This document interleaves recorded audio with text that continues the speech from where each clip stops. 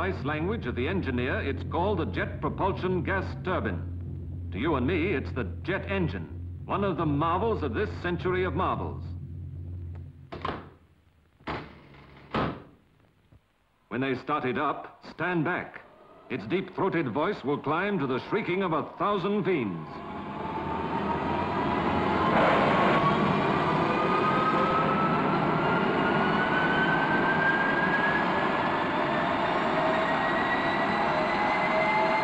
Its flaming breath is white-hot gas, fed by drafts of liquid fuel. Watch that gallon go.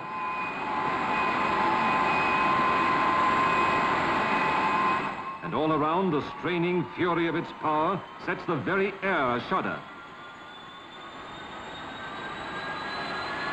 Here is the inside story.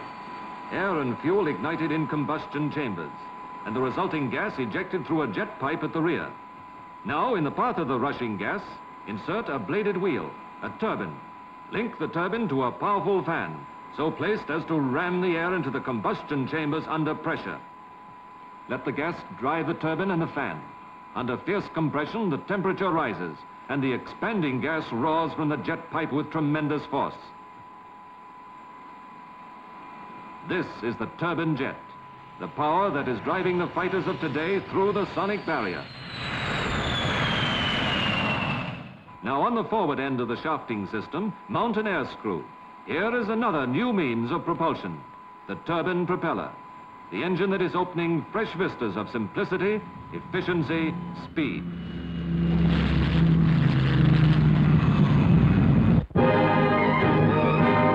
To the British aircraft industry, the turbine jet and the turbine propeller engines have brought a golden opportunity.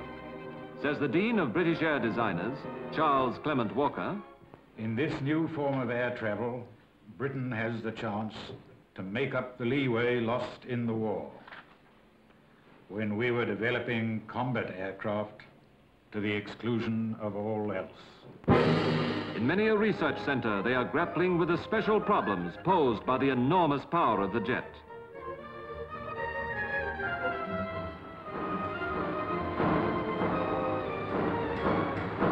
And as Britain's new prototypes take shape, planes which many believe will give her a leading edge in the competition of the sky, a glimpse of the future they are heralding is given by the well-known airline executive, Peter Masefield. At a speed of 2,000 miles an hour, which is at least in sight, the journey from London to New York could be completed non-stop in about 2 hours. And because New York time is 5 hours back on London time, passengers could leave London after lunch, say at 2 o'clock in the afternoon, and arrive in New York for an 11 o'clock coach the same morning. So as far as the clock goes, they would arrive 3 hours before they started. No wonder that amid such promise of adventure, the rising generation should desert all loyalties to the footplate and the fire brigade, should crane its neck skyward to the streaking silver that bespeaks tomorrow. There's a meteor! Look, an AW-52! SRA-1, fighting flying boat. Gosh, what? It's upside down! A Hawker M746. That's a vampire.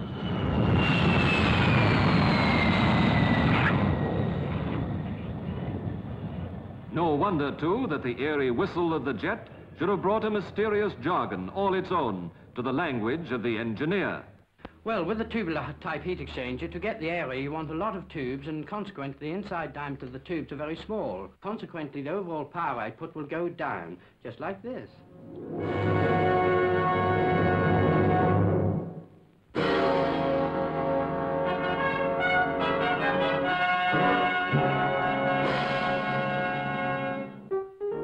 It began in the year 1926.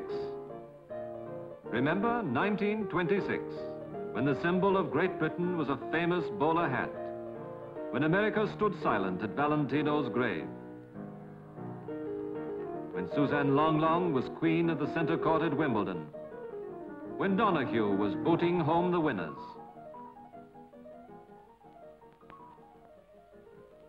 In that year, at the Royal Air Force College at Cranwell, there was a young cadet who had been interested in aircraft since the tender age of 3. His name, Frank Whittle. Now in his 19th year, Cadet Whittle wrote a thesis. His idea was not new. 2,000 years ago, Hero of Alexandria had thought of it. Later, in the pages of history, Newton had given it his passing attention. But Whittle believed that this idea could fly. It was fortunate indeed that Whittle's notions should gain the sympathetic ear of his instructor, Flight Lieutenant Patrick Johnson. Doubly fortunate that Johnson happened to be well acquainted with the world of patents. That's right. Well, come and tell me about it. Have you got time now? Yes, Oh, certainly. fine. Well, Look. This represents a centrifugal type compressor, like an enlarged supercharger.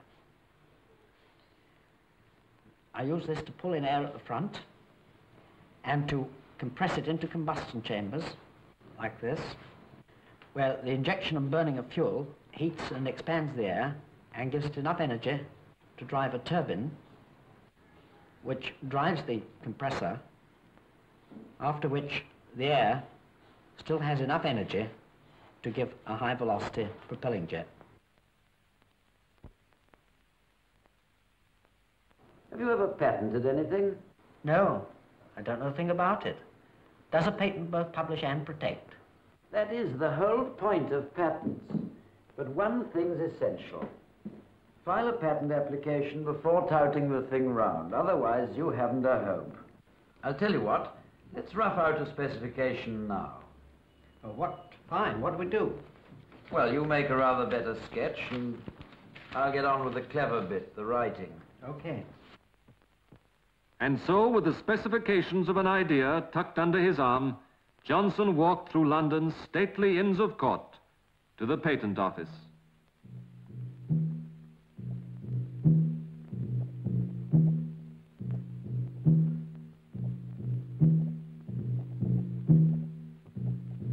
On his way, he glanced into the library, that famous library where the walls are lined with dreams, illustrious, unknown, crazy. Would this dream fade forgotten too? Or might it usher in a revolution in technology? In the county of Leicestershire stands the town of Lutterworth. Here John Wycliffe was born. From here Thomas Cook organized his first tour. And here too, in a disused foundry, a little company set out to bring the idea of the jet to roaring life. Here, Whittle and his associates started up the age of the gas turbine, and in so doing, embarked on the inventor's long road of discouragement and danger.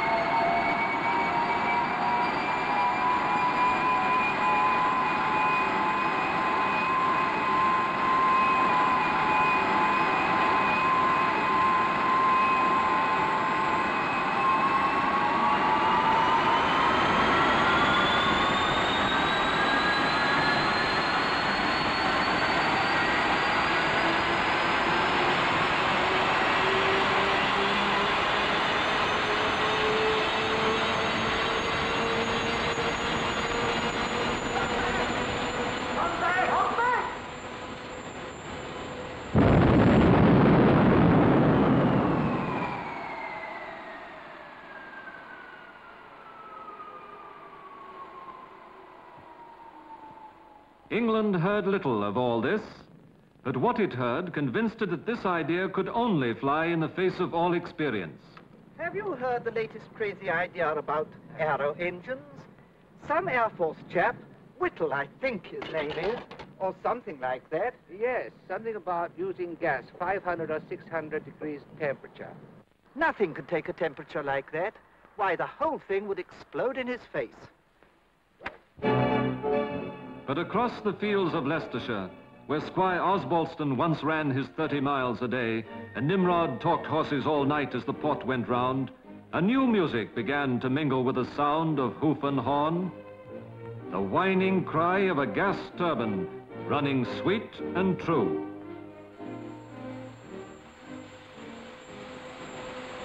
But as yet, only for a moment. Time and time again, they saw the instant of success dissolve once more into weary hours of failure. I'm sorry to say we've had another blade failure. We were running at nearly full speed and one of the blades came off. If we could only get another 50 degrees centigrade, it will do the trick. Yes, please do. I'm sure we're almost there. They were almost there. And in the final months of World War II, the idea was not only aloft, but on active service. And as the British meteors tore into the flying bombs, jet met jet in combat.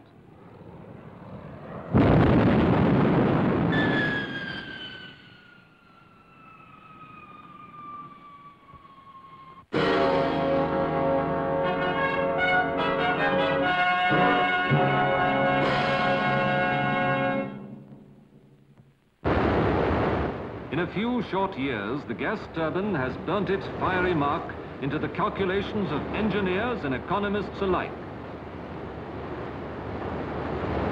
Yesterday, a hope in the minds of a dogged few. Today, manpower and money on a national scale are flowing into its development. For in this latest wonder of applied science, Britain sees a source of her future wealth and welfare.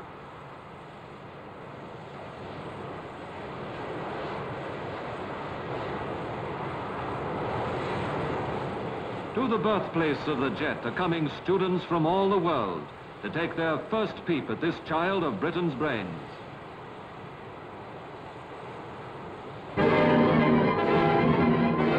But most vital to a people whose memorials of the poignant past daily remind them of the stark needs of the present is the fact that this invention places in their hands an export attractive to nearly every progressive country overseas.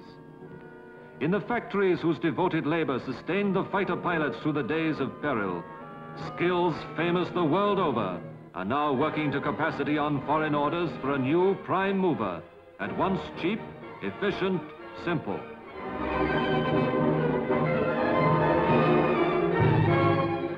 And in the heart of London, the company which pioneered the jet now adds to Britain's earnings of foreign currency by the sale of licenses abroad. Prepared to grant your company a license under these patents and an option under the other 300 or so which apply to gas turbines in general, on the terms I gave you yesterday. Meanwhile, screaming from the rooftops to the stratosphere, the jet is opening realms of height and speed hitherto unknown to British test pilots like John Cunningham and John Derry. The greatest height we've been to so far has been 59,446 feet. That is nearly 12 miles high and about double the height of Everest. We have exceeded the speed of sound in the DH-108, in which we've done most of the work. And contrary to opinion, this has no physical effect on the human body. History, they say, is but a series of exploded ideas.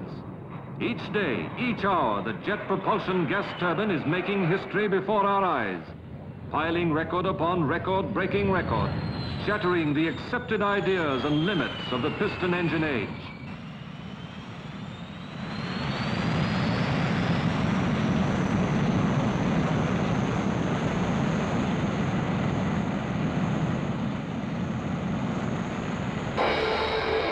But today, British engineers are foretelling as great a future for this marvel on the ground as in the air.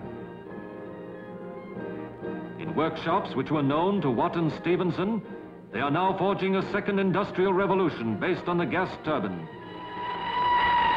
Soon, a crack British Railways Express will be gas turbine hauled, says Chief Engineer Hawksworth of the Western Region. 2 locomotives powered by gas turbines are at present under construction for the western region of the British Railways. We hope to use them to haul the famous Cornish Riviera Express, and we believe they will be capable of very high average speeds.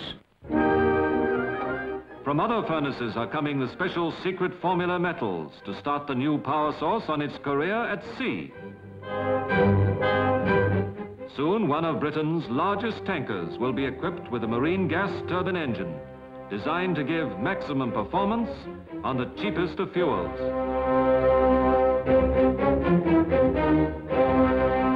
I've just had a communication from the company in which they say that our gas turbine is nearly ready. We're all ready to accommodate it and test it out under sea-going conditions. But Captain McDougall will not be the first skipper to sail under gas, for already under trial is the first gas turbine warship, His Majesty's experimental gunboat number 2009. By land and sea and air, the story is the same. From Britain's laboratories and factories and airfields, the whistle of the jet is spreading all around the globe. A contribution of dimensions yet unfathomed to mankind's mastery of space and speed and power.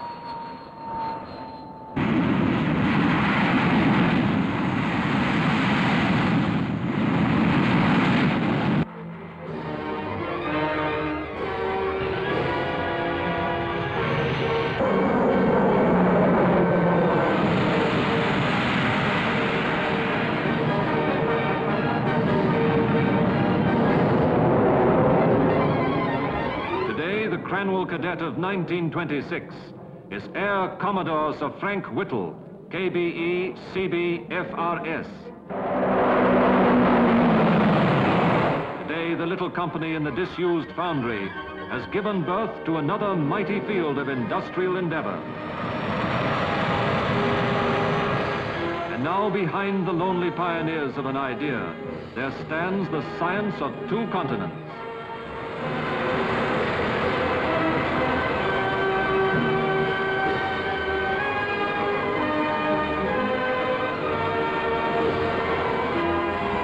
A century ago, the jet propulsion gas turbine did not exist.